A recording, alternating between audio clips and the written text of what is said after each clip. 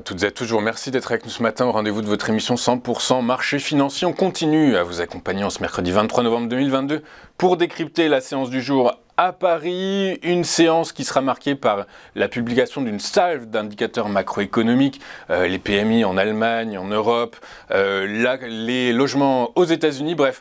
En attendant toutes ces publications, le CAC a ouvert en hausse de 0,16% à 6668 points. Et dans cet environnement, quelles sont les valeurs à avoir ou non en son portefeuille? Pour répondre à cette question, je suis en duplex avec Daniel Cohen-Delara. Bonjour Daniel. Bonjour Louis-Antoine. Bonjour, merci beaucoup d'être avec nous ce matin Daniel. Je rappelle que vous êtes président de l'AFAT, l'Association française des analystes techniques. Et on va commencer vos market movers aujourd'hui avec le stock 600 Personal and Household Goods qui vient d'atteindre en hebdomadaire une moyenne mobile qui pourrait faire office de résistance assez forte, non ? Alors donc on est sur ce secteur qui est l'équipement de la personne et l'équipement de la maison.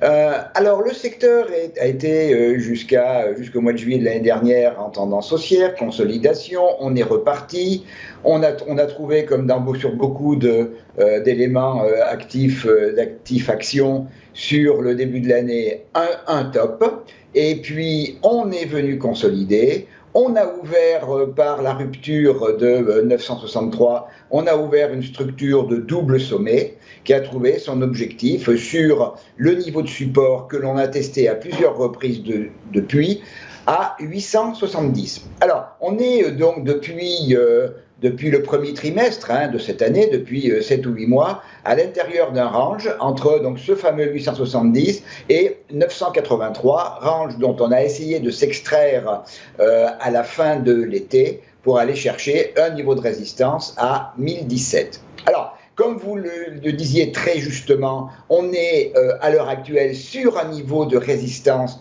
extrêmement important. C'est donc tout d'abord la moyenne mobile 65 périodes qui a fait support pour les cours au mois d'octobre de l'année dernière et qui a bloqué justement au mois de septembre, qui a bloqué cette tentative de sortie du range. Donc on est en haut du range, on est au contact donc de la borne haute à 983, on est au contact de cette moyenne mobile qui est extrêmement efficiente. Alors deux possibilités. Première, on sort. On sort avec une bougie, moi j'aime bien les sorties avec les bougies de taille significative, et à ce moment-là, on va rechercher dans un premier temps le niveau à 10 020, niveau sur lequel on a échoué il y a 3 mois, et au-dessus 1049, 1087. Alors, j'étais quand même intéressé par ce secteur parce que on a une situation qui est un peu différente des situations précédentes sur lesquelles on a échoué sur la borne haute. Je pense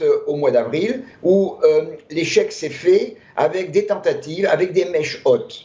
Là, on est depuis 3 semaines dans une zone 963-983. On y reste, alors que les premières fois, idem à la fin du mois de septembre, on avait été éjecté de cette zone à 963 d'une manière extrêmement rapide. Là, on reste à l'intérieur de la zone. Donc, il y a une possibilité de sortie, comme ça a été le cas à la fin du mois de juillet au mois d'août. Donc, pour possibilité, il y a une situation technique qui est possible. Autre possibilité, si sur ce niveau de 983, on n'arrive pas à franchir, et surtout si on ouvre une figure de retournement du type étoile du soir, et si on vient recasser 963, là, on sera certainement parti pour une nouvelle rotation à l'intérieur du range avec des objectifs à 938, puis un retour sur la borne basse à 870.